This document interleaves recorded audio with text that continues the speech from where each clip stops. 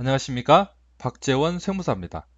자, 우리 경제활동 주체가 직장인과 사업자로 크게 구분되죠.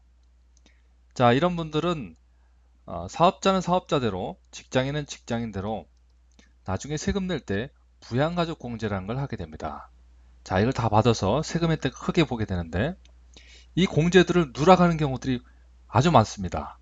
그래서 어, 지난 5년 동안 만일 누락한 게 있다면 그 누락한 금액에 대해서 다시 환급을 청구할 수가 있습니다. 자, 그 내용들을 같이 알아보면서 그렇게 빠진 금액들이 있다면 우리가 이번 우리 강의를 통해서 다시 환급해주는 실질적으로 돈으로 받아보는 그 과정을 같이 알아보도록 하겠습니다. 그래서 주요 대상자하고 환급 실제 사례와 절차들을 알아보도록 하겠습니다.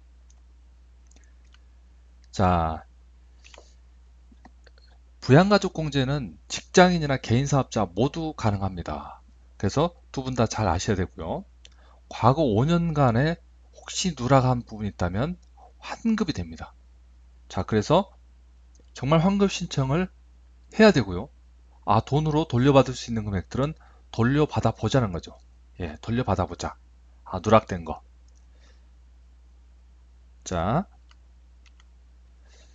자, 그래서 우리 부양가족이라고 하면 뭐 신용카드 공제다, 교육비다, 의료비다 이런 것들을 많이 챙겨주긴 하는데 실제 우리 부양가족 관련 공제에서 우리 회사에서 서류 제출하면 알아서 다 해결해 준다.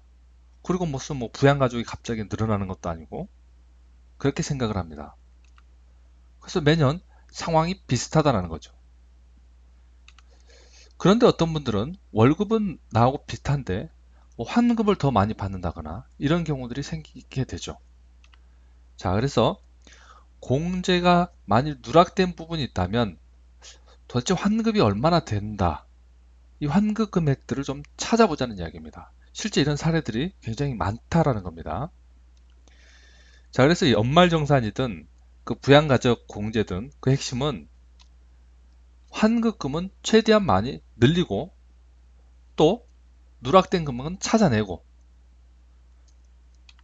나중에 내야 될 금액들은 줄이는 게 연말정산이나 그런 거의 핵심인데 자, 그래서 오늘은 지금 환급금을 놓쳤다면 그 금액이 어떤 게 있고 어떤 상황에서는 받을 수 있었는데 신청을 못한 사례들이 분명히 있을 겁니다. 자, 그 사례들을 한번 찾아보도록 하겠습니다. 자, 국세청에서 발표한 자료가 있어요. 가장 많이 놓친 공제 5가지, 그 5가지 대해서 우리 자세히 한번 알아보도록 하겠습니다. 첫 번째가 부양가족 공제입니다. 자, 부양가족 공제, 뭐 내가 부양하는 가족 공제 다 하고 있는데 이거 무슨 뭐 아직도 이런 걸 못 챙겨 부른 사람이 있나요? 라고 하는데 실제 굉장히 많습니다. 제가 이번 다음에 말씀드리겠지만 그 내용들 하나하나를 보면 어? 나도 안 받았는데? 이런 경우가 분명히 생긴다는 거죠. 두 번째가 중증 장애인 추가 공제에 많이 이걸 누락을 하고요. 세 번째는 자기 주택을 전세로 가면서 이자를 내거나 또는 월세를 내는 경우에 이걸 공제를 받지 않은 경우들이 굉장히 많다라는 겁니다. 네 번째는 중도에 퇴사를 하는 경우, 중도에 회사를 그만두는 경우, 어, 회사를 그만뒀을 때 환급을 나중에 신청하지 않는 경우들이 많다라는 거죠. 다섯 번째는 부모님들의 의료비, 이런 공제들을 자기가 지출하지 않았다고 하거나 또는 그런 것 때문에 공제를 받지 않는 경우가 굉장히 많다고 합니다. 자, 그래서 이번에는 부양가족 공제의 기준을 정확히 알아두고 다음에는 어, 2번, 3번, 4번, 5번 주제로 진행해 볼까 합니다. 자, 만약 외할아버지가 부양가족이 대상이 되는데 누락을 해버렸어요.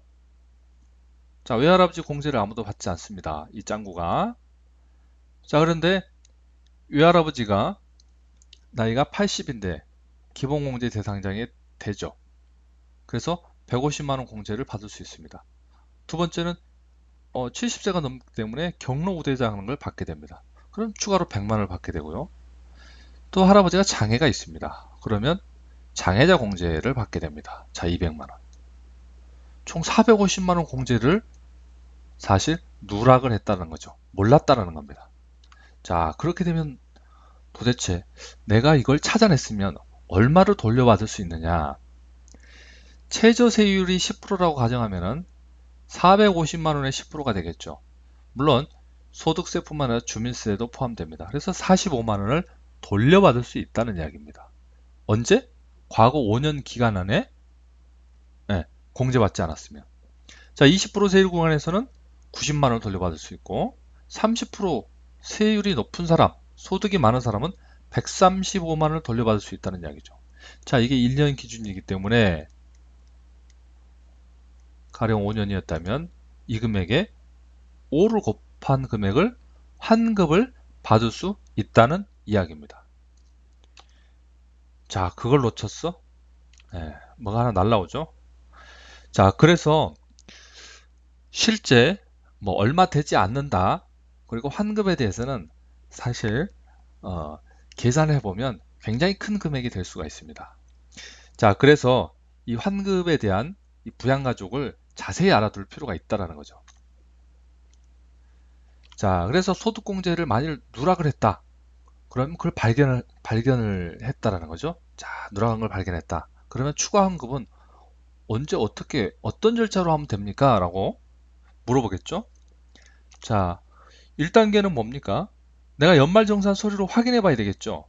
아, 공제 대상이 됐는데 왜 안 했지? 그걸 찾아봐야 됩니다. 어디서 찾아봐야죠? 연말정산 서류는?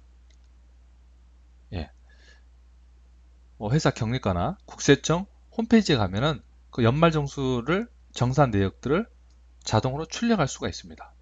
그래서 소득공제 누락인 걸 확인을 해봐야 되겠죠. 자, 확인한 다음에 세무서에 그 금액이 누락이 확인되면 바로 정정신고를 하게 되겠죠. 자, 정정신고를 하게 되면 세무서는 그게 누락된 게 맞네요 라고 하면 2개월 이내에 환급금을 통지하도록 되어 있습니다. 자, 그러면 결국 내가 부양가족에 대한 누락에 대한 부분들을 찾아내서 그걸 정정 신청을 하게 되면 결국 돈으로 받기까지가 약 2달밖에 걸리지 않다라는 겁니다. 자, 그래서 이 부분 그렇게 오래 걸리지 않기 때문에 내가 공제 대상이 되는지를 꼭 한번 체크를 해 보시는 게 굉장히 중요합니다.